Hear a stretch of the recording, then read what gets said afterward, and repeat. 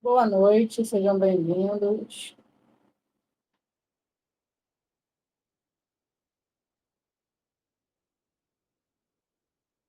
Feliz aniversário aí, Camila.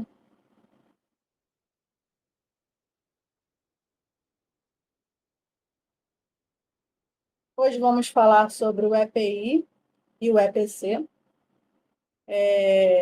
O EPI é o equipamento de proteção individual e o EPC é o equipamento de proteção coletiva. Aí a gente não vai ter muita, né, dificuldade também, porque, assim como nas medidas de segurança nas salas de necropsia, o EPI e o EPC, eles vão muito aí da sua idoneidade, do seu pensamento crítico, o que é certo, o que é o errado. Se você, né, for entrar em numa sala que tenha produtos químicos, obviamente você sabe que você precisa, né, tomar cuidado, ter uma precaução e utilizar adequadamente o EPI. Então, essa parte aí do EPI e do EPC é mais aí coisa de consciência. Então, também é fácil, não é aquela decoreba. Então, vamos lá ver primeiro aqui, né, sobre o EPI. O EPI é um equipamento de proteção individual e de uso obrigatório.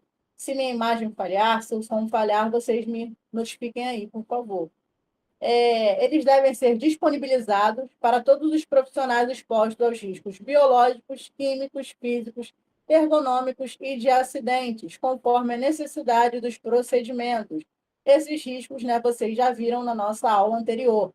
É fundamental que sejam utilizados de forma adequada e escolhido conforme os riscos específicos da atividade exercida. Então, cada atividade, cada profissão, ela vai ter aí um EPI adequado. Obviamente, o EPI do necropsista é diferente do EPI de um pedreiro, de um arquiteto, porque, né, eles têm, né, o capacete de proteção, tem ali outros aparatos que são necessários de acordo com a profissão deles. Nós precisamos, né, de luvas, máscaras, para se prevenir aí, né, dos riscos que quebaf, como ensinei para vocês, e estamos expostos a todo momento ali nos arredores do IML. As autoridades responsáveis pela aquisição de EPIs devem pesquisar e solicitar juntamente com o SESMIT SSP os equipamentos que ofereçam melhor proteção para os profissionais do IML. Os profissionais da área administrativa, visitantes técnicos de manutenção e outras pessoas autorizadas devem ser orientadas pelos profissionais da área envolvida sobre o uso adequado dos EPIs e do EPC. Então, o que acontece muito, que é errado, que eu acho errado, pelo menos, é quando vai uma pessoa lá no IML para reconhecer um corpo. Ela entra ali nos arredores do IML sem utilizar nenhum tipo de EPI, uma máscara, né, uma luva, nada, para ali reconhecer o corpo. Às vezes até chega a tocar no corpo sem ali sem a devida proteção, sem o EPI adequado. Então acaba, né, que ela se põe em risco. Então o profissional ele deve, né, orientar quem for lá, né, para visitar, quem for lá fazer estágio, quem for lá reconhecer, quem for lá fazer alguma manutenção sobre, né, esse uso do EPI e os riscos que eles podem estar expostos ali, sem ali estar com um adequado EPI.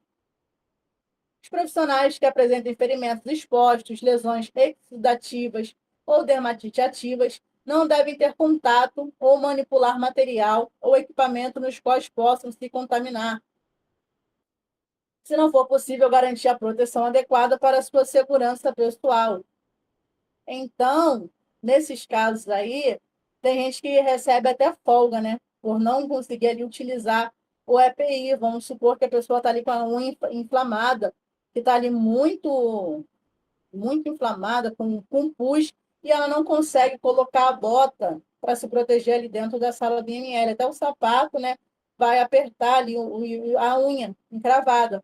Então, o ideal é que esse profissional fique em casa, cuide ali da sua unha, para não se expor, né? Para não correr o risco de se contaminar, ainda mais que ele já tem ali, né, algum tipo de lesão que pode, né, entrar em contato aí com agentes biológicos e piorar a situação. Então, é recomendado, né, que esse profissional se afaste até estar apto novamente para estar aí, né, nos arredores do IML. Se o funcionário apresentar dificuldades temporárias de saúde, as quais dificultem o uso de um equipamento de segurança, deve notificar o responsável pela área e a CIPA. A CIPA é um órgão também, né, que cuida aí dos acidentes de trabalho. Então, a mesma coisa serve aí, falando dessa pausa da outra parte, para falar da bota. Porque o funcionário que não conseguir utilizar a bota vai ter problema. Se a unha estiver encravada, a unha da mão, ele não conseguir colocar as luvas, não ter aquele bom manuseio na mão. Então, né, pode prejudicar ali o desempenho do trabalho e até, né, lesionar mais, né, o profissional, acarretar algum risco químico, físico, biológico, até ergonômico, dependendo do que for ali essa dificuldade de saúde. Então, é muito importante se atentar a isso. Os equipamentos de proteção individual devem apresentar o certificado de aprovação, CA do Ministério do Trabalho e do Emprego. Os APIs descartáveis podem ser guardados ou reaproveitados após a execução, não podem ser guardados ou reaproveitados após a execução dos procedimentos. Os APIs descartáveis são de uso pessoal e intransferível. Então, o EPI ele é de uso único, somente você pode utilizá-lo. Vocês viram isso, né, nas medidas de segurança, nas salas de necropsia, que esses materiais eles não são compartilhados. Se você tem uma luva, você não pode tirar ela para emprestar para o seu colega de trabalho, porque, né, pode ali ter algum tipo de contaminação. Então, os EPIs, eles não são divididos. Ele é de uso pessoal e intransferível. Você não pode dividir com ninguém. Assim que acabar os procedimentos, você deve descartá-los adequadamente. Não pode, né, lavar e reaproveitar. Os profissionais devem ser responsáveis pela higienização e manutenção dos seus EPIs e pela solicitação da sua substituição como necessário. Ah, professora, você acabou de falar que o EPI não pode ser lavado e reaproveitado. Depende do EPI. A luva é um EPI e você tem que descartar, né? Você não tem como lavar a luva. Agora, o óculos de proteção, né, um protetor facial que você utilize, você pode sim higienizar e guardá-la adequadamente. Se você utilizar aquela máscara, né, facial, que é bem robusta, que vocês vão ver aqui mais para frente, você pode sim, né, higienizá-la e reutilizá-la. Mas agora, quando é luva, capote, você tem que descartá-los ao término do procedimento. O uso de EPI será obrigatório para entrar nas salas de necropsia. Isso aí vocês já sabem, vocês também já viram. O profissional, ao sair do necrotério e das demais salas de exames médicos legais, deve retirar os EPIs contaminados para evitar contaminação das demais dependências, contaminação cruzada aí no IML. Então, você está dentro da sala de necropsia, vai ter que sair dessa sala de necropsia, você tira todos os seus EPIs, descarta adequadamente e sai ali para os outros arredores do IML, para evitar ali a contaminação cruzada. Se você tiver de luva, você não pode colocar a mão, né, em nada que seja coletivo, um bebedouro, uma porta, porque outra pessoa pode vir, né, sem luva e encostar. E aí que acontece, né, a contaminação cruzada. Temos aqui, né, os tipos de máscaras que são utilizados ali no serviço de saúde. Nós vamos ter a máscara cirúrgica. Aqui a letrinha está muito pequena, eu estou sem óculos, mas vocês já leram, né, já conseguiram ver na aula aí que está na plataforma, explicando detalhadamente sobre esses tipos de máscaras. A máscara cirúrgica ela não é recomendada para dentro do IML, devido à proteção, ela não é uma barreira, né, satisfatória ali para dentro do IML. Essa máscara serve ali mais para o hospital, né? E para quando você tem um contato de longe com algo. Então, quando você tem um contato mais próximo ali com o cadáver, mexendo ali, né? Fazendo aquela dissecação, você precisa de uma máscara mais forte, que é a PFF2 ou a N95, que é essa segunda máscara aí da sua foto. Geralmente tem uma que tem um respiradorzinho aqui. Essa não é muito adequada por causa ali da possibilidade de grudar, né, bactérias, fungos, vírus. Então, a PFF2, né, que é aquela bico de pato, sem esse filtro aí, que é a mais adequada para dentro do IML. A perfeita para dentro do IML é essa daí, ó, o purificador de ar não motorizado com peça facial com filtros substituíveis. Mas em questão aí, né, de valor, de custo, esse aí é mais caro. Porém, né, ele é mais durável, né? Porém, fica aí a critério do profissional. Qual tipo de máscara que ele vai usar? É mais recomendado essa ou a bico de pato, a PFF2 ou N95. Vocês podem encontrar, né, essas duas formas de palavras para achar essa máscara. Então, fica ao critério do profissional qual ele vai adquirir. Sendo que a máscara cirúrgica comum não é recomendada para dentro do IML, né? Se diz. Vamos passando aqui agora, né? Vamos ver os outros tipos de EPIs. Está falando aqui sobre essa máscara, né? Com filtro de novo. Agora vocês conseguem ver até melhor a foto aí dessa máscara. Ela é indicada para quando o profissional necessite manipular substâncias químicas ou tóxicas, tais como germicidas com emissão de odores fortes, ou a partir da recomendação dos fabricantes. Então, essa aí é a máscara com filtro, que também é adequada para necropsia. A nossa PFF2, a N95, agora vocês conseguem visualizar melhor também, né?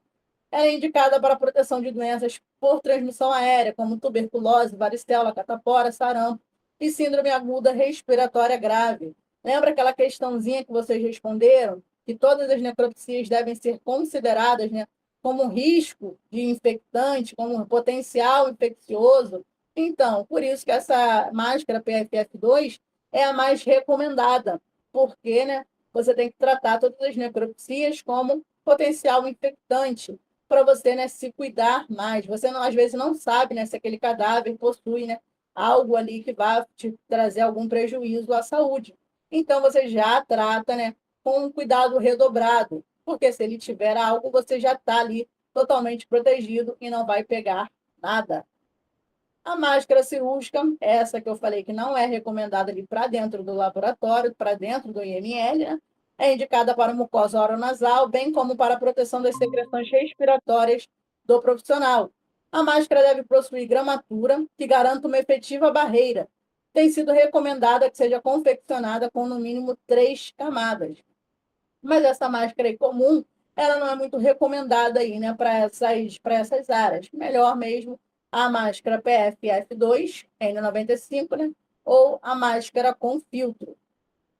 Temos o óculos de acrílico, ele serve para proteção da mucosa ocular, né, para proteção dos olhos. Deve ser de material acrílico que não interfira com a acuidade visual do profissional e permita uma perfeita adaptação à face. Deve oferecer proteção lateral e com um dispositivo que evite embaçar.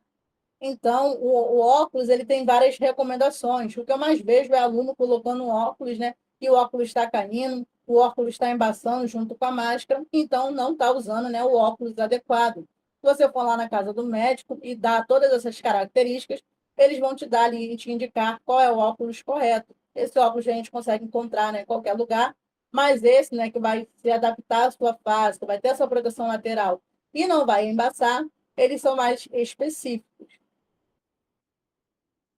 Gorro ou touca, né? É a touca normal para proteção de cabelos e do couro cabeludo, a matéria orgânica ou produtos químicos. Então, a touca pode ser qualquer tipo de touca, touca de pano, touca de plástico, o tipo de touca que você tiver. Não tem recomendações aí, né, para touca. Luva de látex, ela serve para proteção da pele, é a luva normal, luva de procedimento. Luva de borracha, ela serve para proteção da pele, a exposição de material biológico e produtos químicos. Deve possuir cano longo, quando se prevê uma exposição até o antebraço. E temos a luva de pano ou malha, que serve para firmar ou fixar a mão na faca ou no bisturi durante a necropsia. Então, essas 3 luvas aqui são as 3 luvas que a gente utiliza no IML na realização da necrópsia. Primeiro você coloca essa luva de látex, geralmente coloca-se 2, né, para dar uma segurança maior. Depois que você terminou de colocar essa luva de látex, você vem com a luva de borracha por cima. Porém, se você vai estar ali manipulando, né, órgãos, então, sangue, então essa luva vai ficar escorregadia.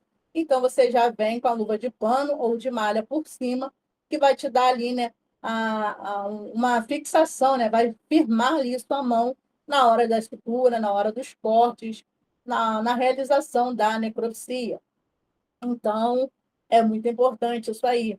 Teve uma vez que eu expliquei isso para um aluno e ele me perguntou, mas o técnico ele vai fazer incisão, né? O médico legista não? E nunca. O técnico de necropsia, ele que faz ali a incisão, é ele que vai mexer nos órgãos, é ele que vai manipular ali o cadáver. O médico legista, ele vai ficar próximo, só observando. E é muito importante que o técnico também tenha esse conhecimento de anatomia, fisiologia humana, porque o médico ele vai perguntando, ver se tem lesão em tal órgão, em tal órgão. Então, você tem que saber, o técnico de necropsia, ele está ali, né, manipulando diretamente aquele cadáver. Então, essa questão aí das luvas também é muito importante vocês pegarem com a sequência adequada aí. Macacão impermeável ou capote de manga comprida, ele serve para proteção da roupa e pele do profissional. Tem gente que utiliza, né, aqueles macacões, esses macacões às vezes vêm até com a própria touca, né, com um gorro. Então, pode ser um ou outro, ou esse macacão impermeável ou o capote de manga comprida. Na mesma história aí da questão do custo, o macacão vai ser mais caro, né, e o capote vai ser mais barato. Então, tudo varia aí da disponibilidade, né, da disposição financeira do profissional.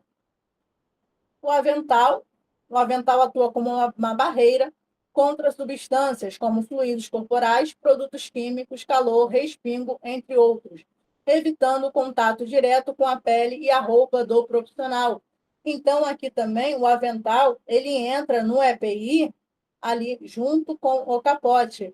Você vai colocar o capote ou o avental, o macacão impermeável, e o avental vem por cima. Porque ali, se você se molhar, se voar sangue em você, alguma coisa, esse avental vai te proteger em dobro. Porque só o capote, né, não vai fazer tanto efeito. Então, esse avental vai te dar, né, aquela segurança maior. Igual quando você está cozinhando, você coloca, né, o avental para não molhar aí a sua roupa. No caso do capote, ele é um pano mais fino.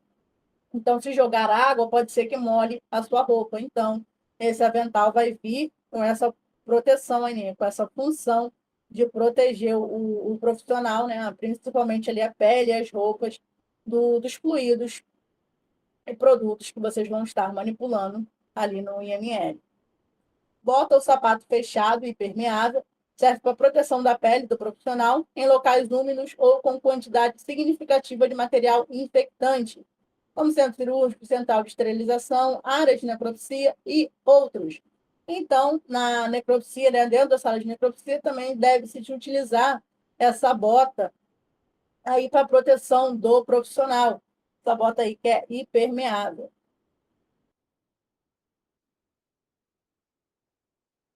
Aviso: o uso de EPI é para sua segurança. Vocês sabem, né? Que o EPI é para proteger somente você. É um equipamento de proteção individual. Então, todos os profissionais devem ter esses EPIs, que ele serve somente para proteger um único profissional.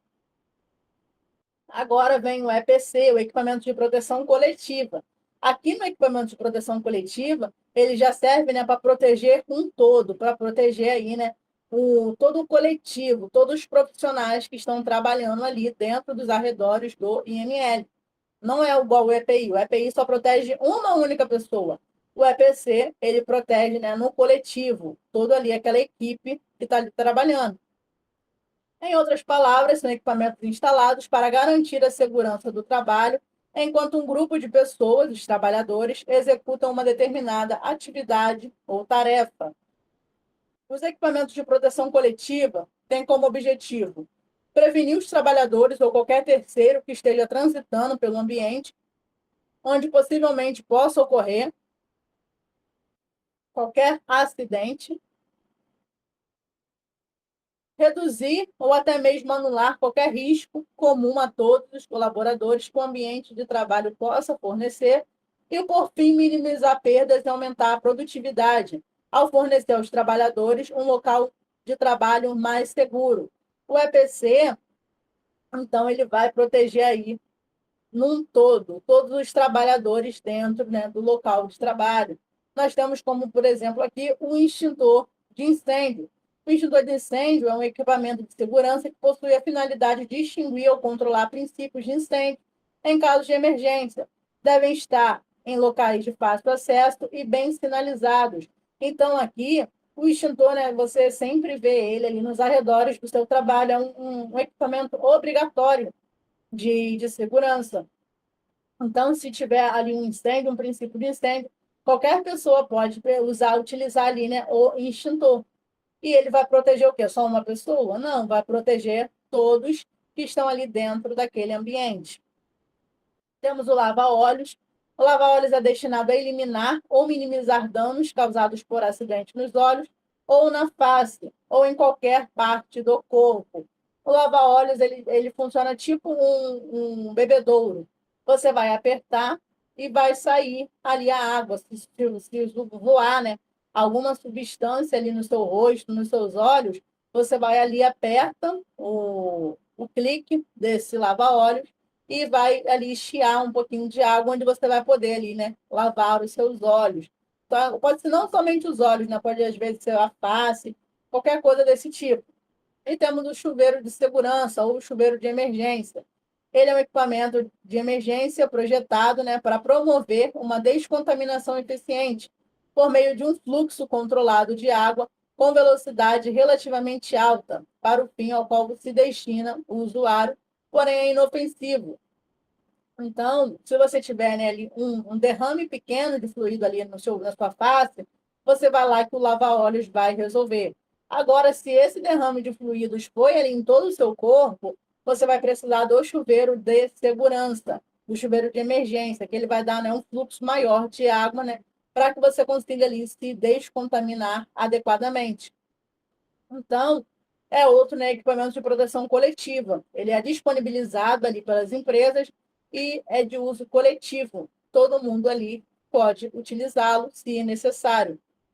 Exaustor para gases e vapores, esse é o mais comum de ser visto, né? Geralmente sempre vem em indústrias, em fábricas, esses exaustores, às vezes, né, até são aos montes de exaustores. Eles são utilizados para retirar gases e vapores produzidos durante o expediente para o meio externo, no qual serão dissipados com maior facilidade. Temos a autoclave. A autoclave ela já é um aparelho, né, mais interno, assim, dentro das instituições.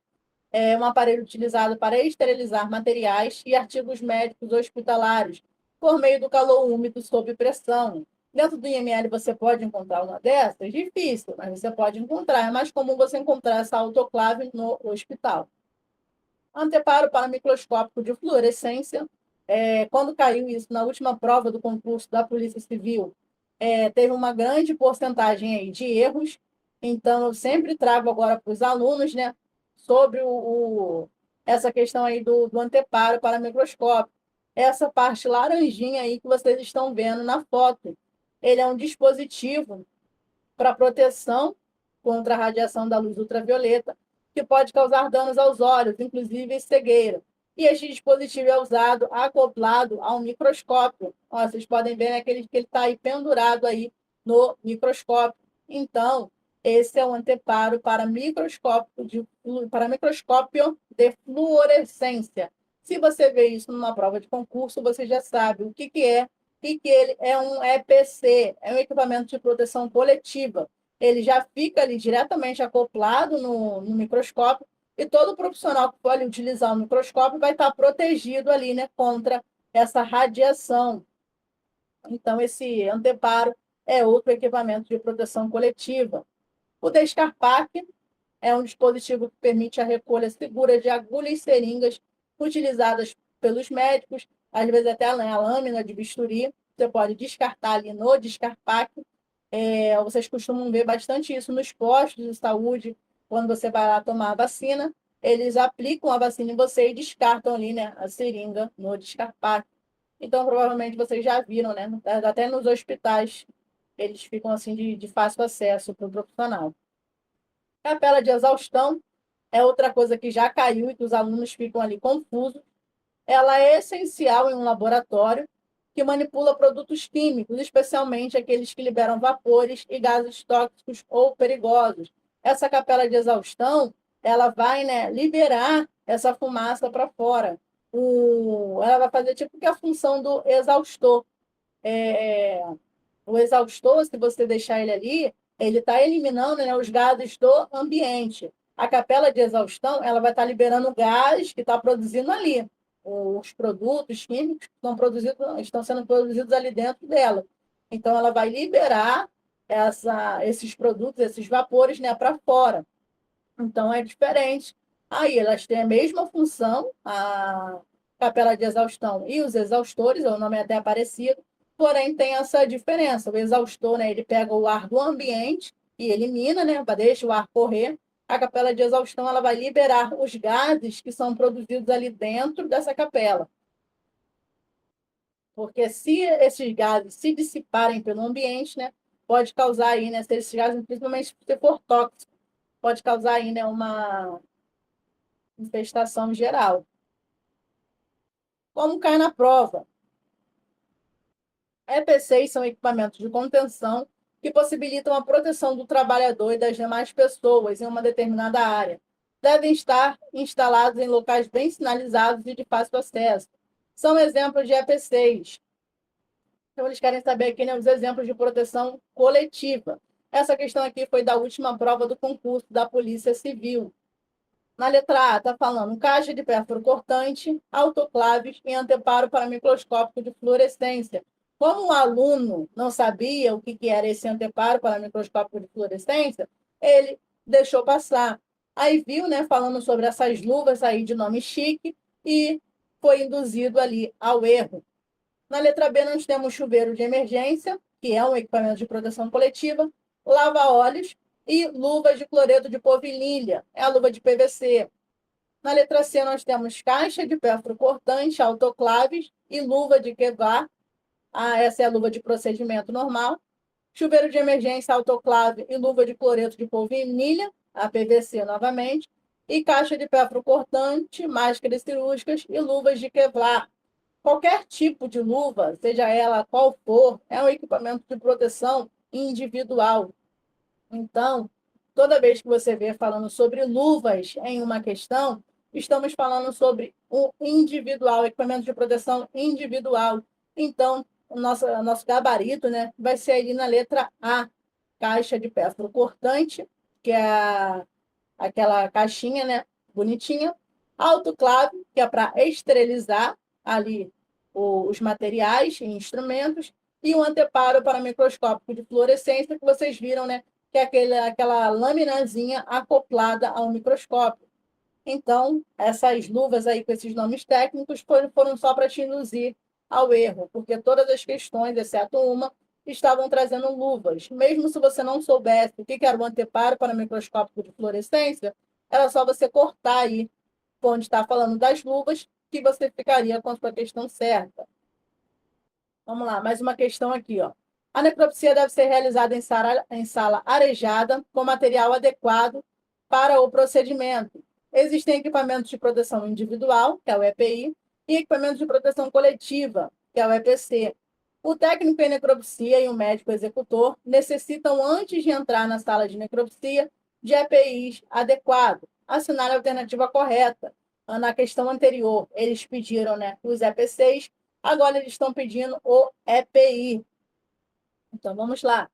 A alternativa A está falando luvas, máscaras e gorros são EPIs. Na B está falando luvas, lava-óleos e avental plástico são EPIs. Na letra C, lava-óleos, capela biológica e avental de plástico são EPIs. Na letra D, óculos de proteção, capacete de acrílico e lava-óleos são EPIs também. E na letra E, avental de plástico, botas de borracha e capela biológica são EPIs. Então, Para você responder a questão, você vai cortando aí o que não é um EPI. Na letra B, o lava-óleos, ele não é um EPI, ele é um EPC, um equipamento coletivo. Na letra C, lava-óleos, de novo, né? Ele não é um equipamento coletivo. E a capela biológica também é um equipamento aí coletivo, não individual. Óculos de proteção individual, capacete de acrílico individual, lava-óleos é coletivo.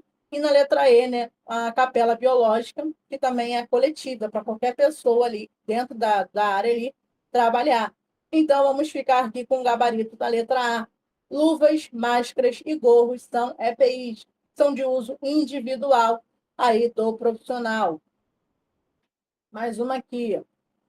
Em relação aos profissionais que atuam em necropsia, avalie as afirmativas abaixo.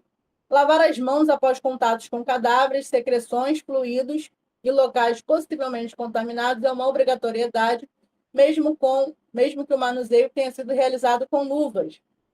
Essa questão aqui, né, está corretíssima. Mesmo se você tiver de luvas, após tirá-las, mesmo que elas estejam limpas, que você não encostou em nada, após tirá-las, você deve, né, lavar adequadamente e higienizar suas mãos.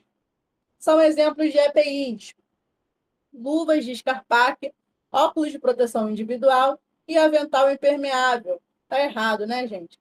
E que esse de Scarpac está fazendo aí no nosso EPI. Tá errado. Na letra número 3, né? Em necropsias, é necessária a utilização de protetores de cabeça, como, por exemplo, capacete ou viseiras.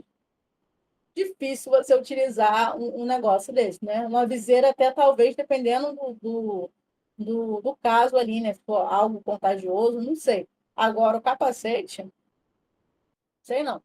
Um lava-olho deve ser considerado como EPI em ambiente de necropsia, pois serve para higienizar os olhos em situações de emergência, quando os profissionais são expostos a substâncias químicas perigosas ou materiais irritantes. Ele serve para isso, mas ele não é um EPI, né? Ele é um EPC. Então, também, né, está errado aqui essa questão.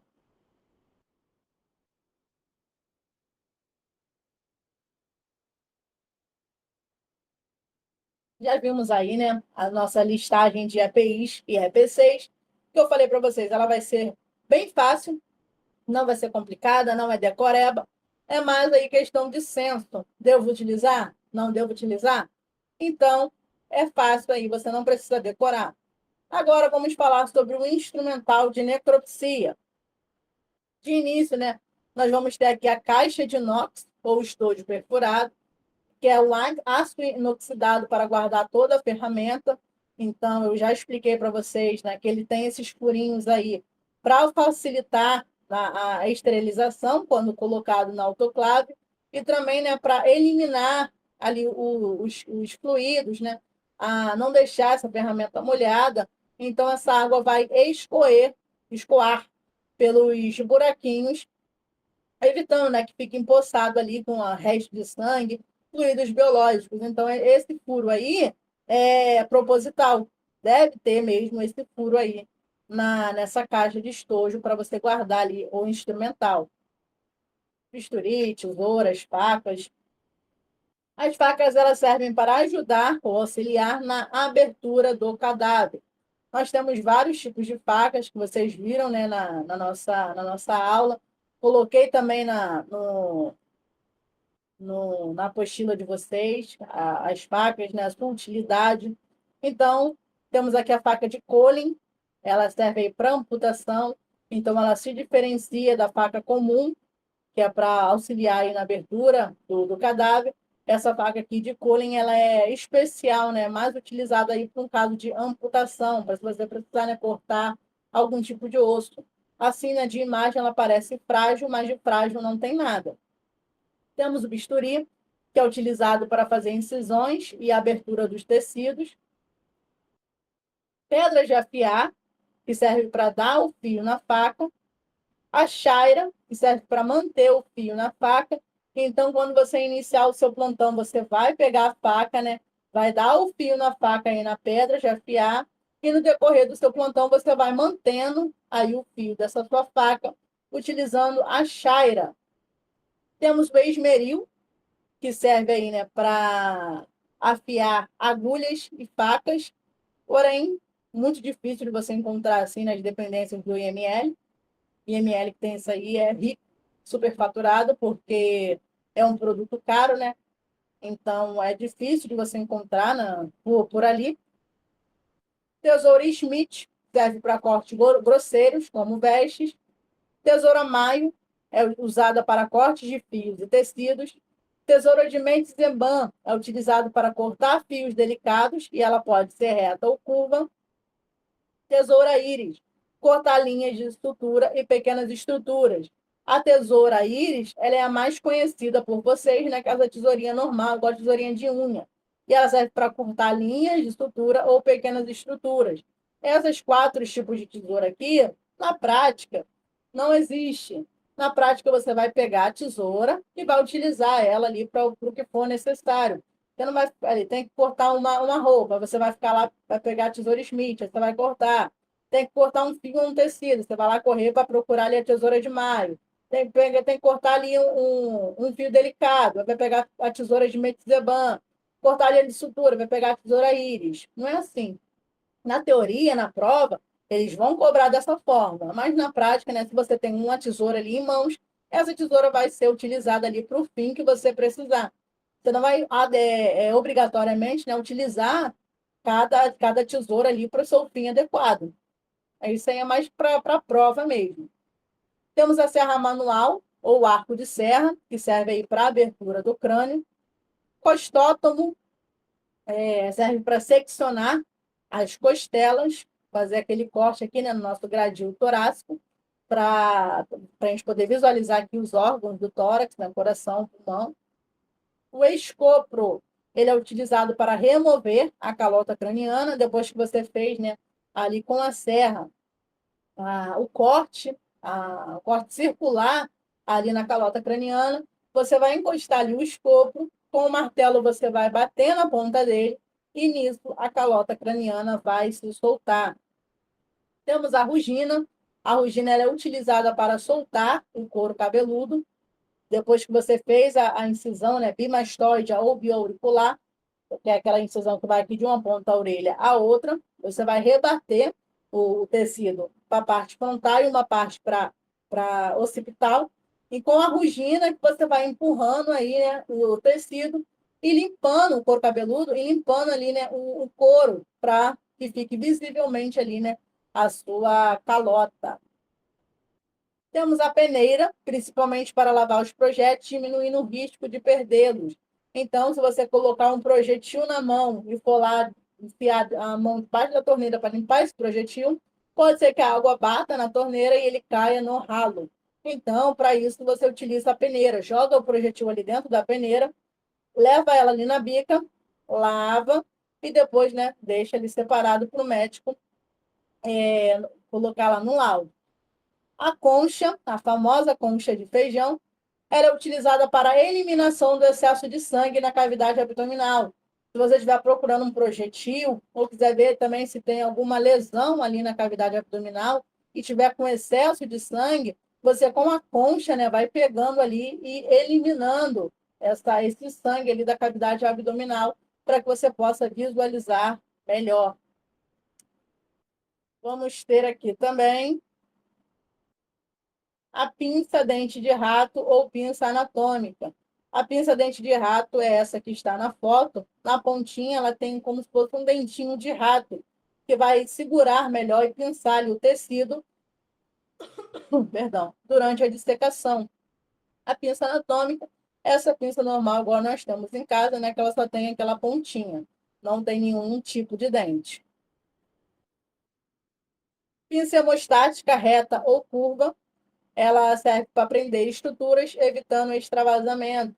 Então, ela tem ali uma pinça embaixo, ó, que ela vai segurar algum tipo de tecido que estiver ali, né, extravasando algum líquido e esteja prejudicando ali na hora do procedimento. Então, você vai pinçar esse tecido com essa pinça hemostática e ele vai parar de extravasar ali o líquido que ele está extravasando.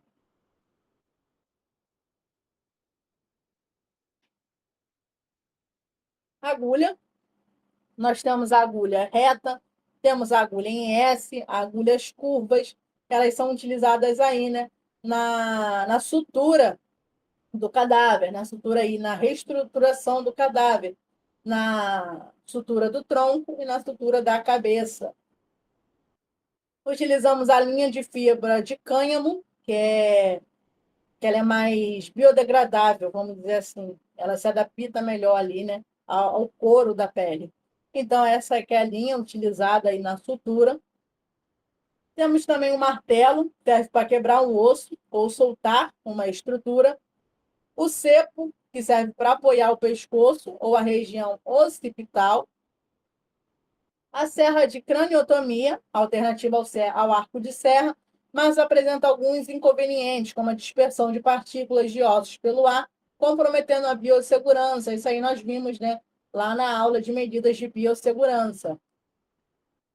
Balança para pesar órgãos e fetos é utilizada para ajudar a determinar a idade gestacional e também em órgãos para verificar se estão do tamanho anatômico correto.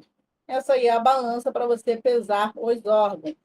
Temos o parquímetro, que ele serve para medir precisamente estruturas como lesões, projéteis, ali para você documentar no laudo necroscópico, se esse cadáver, né, tiver alguma lesão ali, ou o tamanho do projetil que ele apresentou ali no corpo. A trena, ela serve é utilizada, né, para medir o cadáver, né, o tamanho que esse cadáver tem. O raquiótomo, ele serve para ter acesso à medula espinhal, cortando o arco da coluna vertebral. Enterótomo serve para cortar tecido intestinal de forma segura e precisa. O enterótomo, ele tem aí como se fosse um chapéuzinho na ponta dele, que serve aí, né, para ajudar ali, né, a cortar esses tecidos intestinais sem rompê-los, cortar ali de uma maneira mais segura. Então, ela tem tipo esse chapéuzinho aí na pontinha dela. Vamos aqui agora para as nossas questões. Na técnica de necropsia, são utilizados vários instrumentos de corte, perfurantes e de precisão. Assinale a alternativa correta. Na letra A está falando. O costótomo é um instrumento de corte utilizado para seccionar os ossos da face. Na letra B, o martelo e a talhadeira não são usados em necropsia. C, a serra e o arco de serra são instrumentos úteis na abertura do crânio. D, o formol 10% é utilizado como clareador de órgãos e tecidos. E as balanças de precisão de 5 gramas e de capacidade de 15 quilos são desnecessárias. Então, vamos lá analisar cada questão. Costótomo é um instrumento de corte para seccionar os ossos da face? Não, né? É para seccionar as costelas. O martelo e a talhadeira não são usados em necropsia? São sim, né? O martelo e o escopo, que é essa talhadeira. Eles são utilizados. Então, está errado. A serra e o arco de serra são instrumentos úteis na abertura do crânio? Certamente, né? Então, nosso gabarito vai estar aqui na letra C. Na letra D está falando. O formal 10% é utilizado como clareador de órgãos e tecidos. Não. Um dos inconvenientes do formol, um deles, né, porque ele tem vários inconvenientes, um dos inconvenientes do formol é essa parte aí, principalmente que ele escurece ali os órgãos. Ele vai causar, né, um escurecimento e também, né, um inchaço desses órgãos. Então, está errado aí a letra D também. E as balanças de precisão de 5 gramas e capacidade de 15 quilos são desnecessárias, não, né? Vimos que a balança também está presente ali nos instrumentais que precisa ter ali para realizar uma necropsia adequada. Porém, essa balança ela é mais utilizada aí em necropsias hospitalares, em necropsias clínicas, porque para eles vai interessar aí, né, tamanho e peso de órgãos. Para a gente, que está no IML, que é uma necropsia diferente, a necropsia forense, a gente vai estar mais preocupado ali com a causa da morte, né? Não se esse corpo, né, tinha alguma patologia. Se tiver alguma patologia, vai precisar aí, né, avaliar o peso dos órgãos, é com a necropsia anatômica, necropsia clínica, necropsia hospitalar. Não é com a necropsia aí médico legal. Grande parte do instrumental utilizado em necropsias é de aplicação cirúrgica. No Brasil, há pequenas variações com relação à utilização de equipamentos e manobras realizadas em necropsias. Porém, o que se observa é que essa variação decorre mais da preferência dos profissionais envolvidos do que necessariamente da alteração da técnica. Sobre esse assunto, qual o instrumental a seguir está correlacionado à função apropriada. Eles colocam um textão imenso, né, para te cobrar aí uma coisa que não tem nada a ver. Então, às vezes, não é nem preciso você ler o texto para você responder a questão. A única coisa que importa para a gente é essa última linha aí, ó. A seguir está correlacionada à função apropriada. Só você marcar aí o que está certo de acordo aí com o instrumento e a sua função. Então, vamos ver. Chaira é usada para cortar o gradil torácico. Cisalha é usada para afiar e manter o gume das lâminas. C. Escopro serve para apoiar a cabeça e o tronco do cadáver. Fugina serve para o desgaste do periósteo do crânio. E o cepo serve para romper a tábua óssea para remover a calota craniana. Aqui a banca, né, ela embaralhou tudo aqui nas questões. Então, na letra a chaira, a resposta está na letra B. A chaira que serve para afiar e manter o gume das lâminas. E na letra B está falando aí da cisalha. A cisalha que é usada aí para cortar o gradil torácico. A cisalha também, né, ela pode ser chamada de costótomo. Eles são instrumentos parecidos. Na apostila de vocês leram, né, sobre isso, cisalha e costótomo. Então, essa cisalha vai ser utilizada aí, né, para cortar o gradil torácico. Agora, o escopro, ele vai ajudar aí, né, a romper a tábua óssea para remover a calota craniana. Então, a letra C também está errado. E na letra E, está falando do cepo. É o cepo que vai servir, né, para apoiar a cabeça e o tronco do cadáver. Então, ficou para a gente aqui, né, a questão da letra D, a rugina, que ela serve para o desgaste do periósteo do crânio. E está corretamente certa essa nossa alternativa. Aqui, né, fica sendo a rugina. Então, finalizamos por aqui, né? Vamos finalizar mais uma aula. Espero que vocês tenham entendido. Se ficou alguma dúvida, podem mandar mensagem, podem falar comigo, não tem problema nenhum. É, Semana que vem, né? Estamos aí de novo. Não é porque estamos quase entrando no carnaval que vocês não vão ter aula, tá? Então, teremos aula segunda-feira. Irei postar lá o conteúdo. Se preparem, porque segunda-feira vai vir uma bomba para vocês. Conteúdo aí de química, de contas. Então, é um pouquinho mais puxado, vai exigir mais atenção de vocês, mas não é impossível. Mesma coisa, ali vou estar acompanhando, dando todo o suporte aí que vocês necessitarem, tá ok? Então, gente, fiquem com Deus, boa aula aí para vocês. Essa aula depois eu vou deixar gravado lá na plataforma, bons estudos, na verdade, né? Essa aula que eu vou deixar gravada lá na plataforma. Então, depois, se você quiser assistir novamente, ela estará gravada lá, tá bom, gente? Então, valeu aí, bons estudos e até a próxima.